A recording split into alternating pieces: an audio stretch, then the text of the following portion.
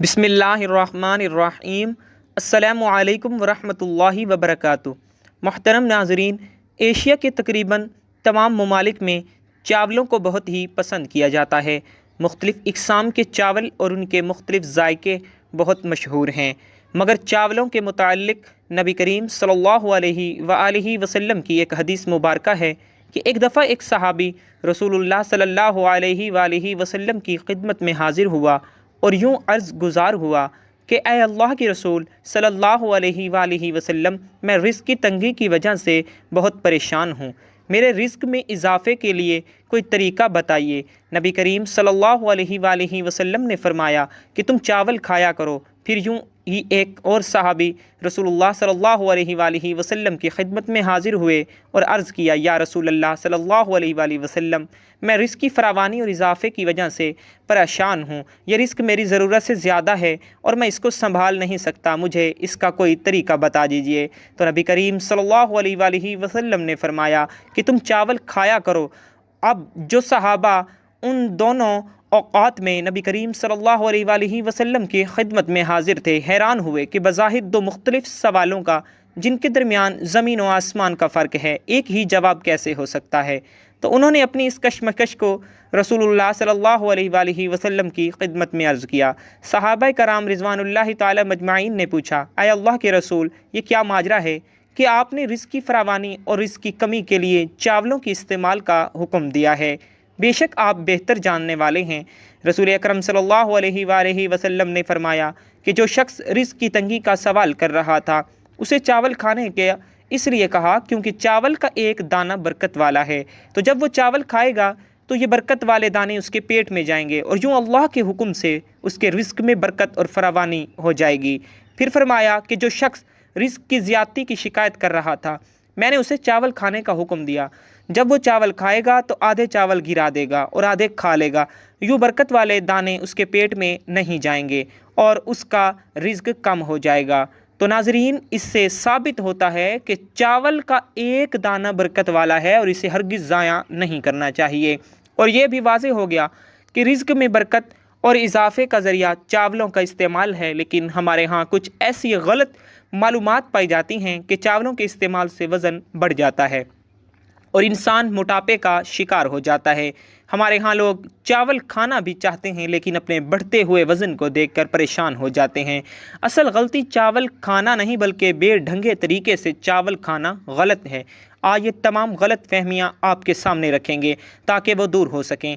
दोस्तों, ये कहना कि चावल मोटापा करता है, ये चावल से जिस्म को नुकसान होता है, ये कतई गलत है। एतदाल के साथ हर ग़िज़ा खानी चाहिए। दुनिया में आधी से ज़्यादा आबादी की बुनियादी ग़िज़ा चावल हैं। चीन, मशरिक़ बईद, बांग्लादेश और दीगर कई ममालिक में लोग रोज़ाना चावल खाते हैं। चावल कार्बोहाइड्रेट से भरपूर होते हैं और ये हज़म होने के बाद शक्कर या ग्लूकोज़ में ही तब्दील होते हैं। ये हमारी खुराक में तवानाई फराहम करने वाले बुनियादी जुज़ हैं। चावल एक इंतहाई नफीस और ज़ुद हज़म ग़िज़ा है। तमाम अनाज अदल बदल कर खाते रहने चाहिए। ज़रा गंदम की 2 रोटियों में भी कार्बोहाइड्रेट या हरारे मालूम कर लीजिए।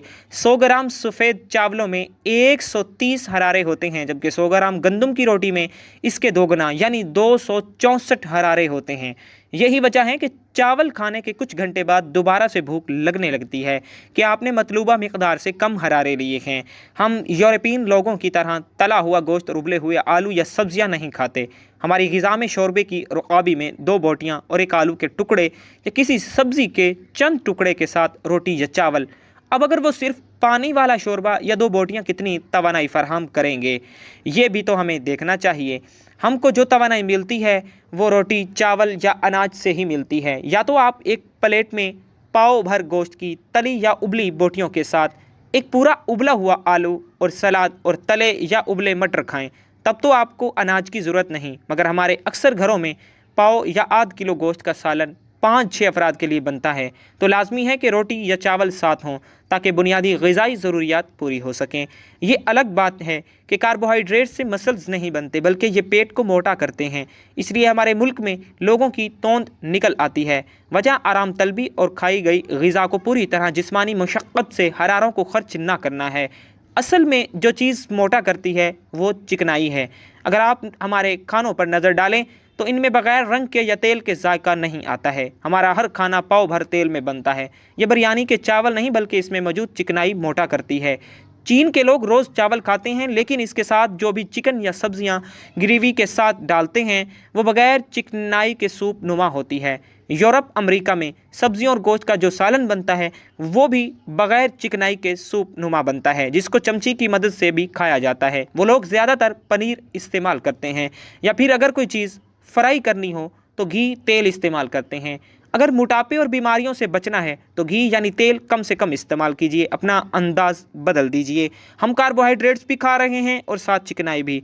चिकनाई हमारे जिगर पर बेइंतहा मश्क डालती है और ये जिस्म में बराह रास्त चर्बी की सूरत जमा हो जाती है कि कार्बोहाइड्रेट ज़्यादा लेने की वजह से इसके इस्तेमाल की नौबत नहीं आती और जिस्म में बराह रास्त चर्बी की सूरत में जमा हो जाती है। तो नाजरीन, सारी ख़राबी की जड़ हमारे खानों में चिकनाई की बेइंतहा ज़्यादा मिकदार हैं, जिससे बेशुमार इमराज और पेचीदगियाँ पैदा हो रही हैं।